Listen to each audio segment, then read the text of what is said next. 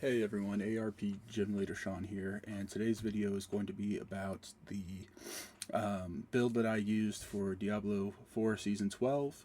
I know we're already a month into the season of a 2-month season, but this was as fast as I was able to sort of finalize the build. It went through many iterations, and I finally settled on a evade, spam, arbiter form, Thorns, shield throw, Paladin. So how the build works is that you just spam evade, spamming evade casts the shield throw, and it's not the shields themselves that are doing the damage, but it is the thorns that are coming out of the shields that are doing the damage. So here we have Holy Light Aura, and that is to get Fortify. We have Defiance Aura, which gives us more thorns. We have Consecration, which weakens enemies. We have, of course, the Arbiter of Justice Ultimate. We have Clash for both gaining Resolve and increasing our block chance. And then we have, of course, Blessed Shield into the Thorns. The Juggernaut, I should say. Okay.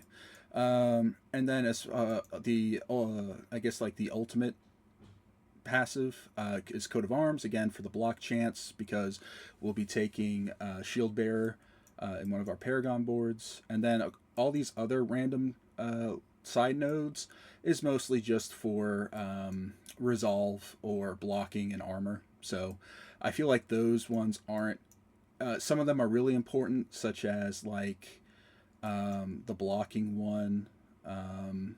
You gain a 15% block chance, like that's important, but the rest of them I feel like they could go wherever. If you notice, I'm not doing any crit because it's a vulnerable based build, so I'm not doing any crit. I don't know if crit works. I mean, I'm sure crit works with vulnerable, but I don't know if it's wise to go to double dip into both or to just solely focus on one. So I decided to focus just on one. So here we have the, I guess we'll go to the Paragon board next, yeah, is what I'll do. So the Paragon board, we've got Outmatch for the start, which increases the rare nodes, which are damage and strength, damage to elites and strength. So those are just really good rare nodes to get, along with you deal more damage to just regular mobs. Then, of course, we have Castle, because Castle is going to grant us damage reduction, and you deal more damage equal to 125% of your damage reduction. And then for the socket, I have Sentinel, which, so because we are getting Resolve and then expending Resolve, I figured that Sentinel would be good for a little bit more of a burst damage.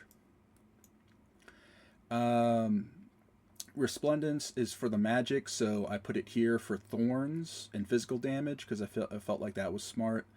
And then it is that after casting an aura skill, the skill down of every non-aura skill is reduced by 2 seconds. So this is helping keep the Arbiter form up 24/7.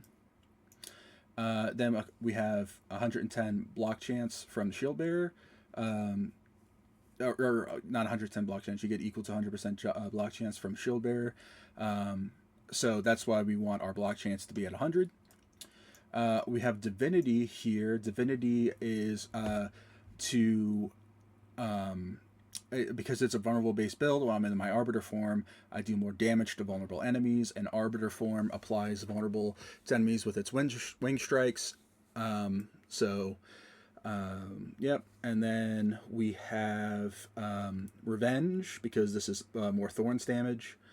And then last we have Beacon, of course, because when an ally, when one of my allies or NPCs or whatever stands in my aura, you do more damage. And then it's another exploit, again, is another vulnerable based damage. So that's what I chose. I don't know if it's optimal. I'm not like trying to be out here saying, hey, you got to follow this build because it's great. This is just the build I've been using.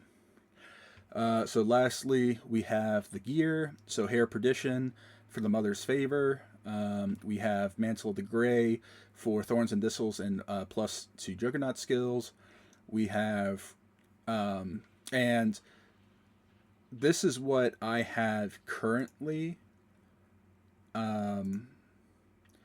So this isn't like my final setup. This is just what I have currently.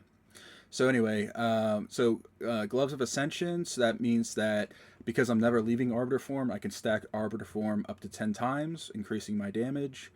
Glynn's Anvil is to increase the resolve cap. Then we have Arbiter Zephyr, which allows me to spam evade. We have Celestial Strife, which increases the vulnerable damage. We have Lapis Scripture, which because I'm gaining resolve and then spending it, I gain more thorns, and then I Juggernaut's Covenant. So when I the resolve stacks I gain with Juggernaut, where it consumes 8 stacks of resolve, I do more damage. And then Argent Veil is allows the evade to trigger the core skill, Blessed Shield. And then Word of the White Dove is just a really good shield for Blessed Shield. I didn't put all the GAs. I just realized on all the gear, but I do have like at least 2 GAs on each of my gear. And it looks like that's about it. I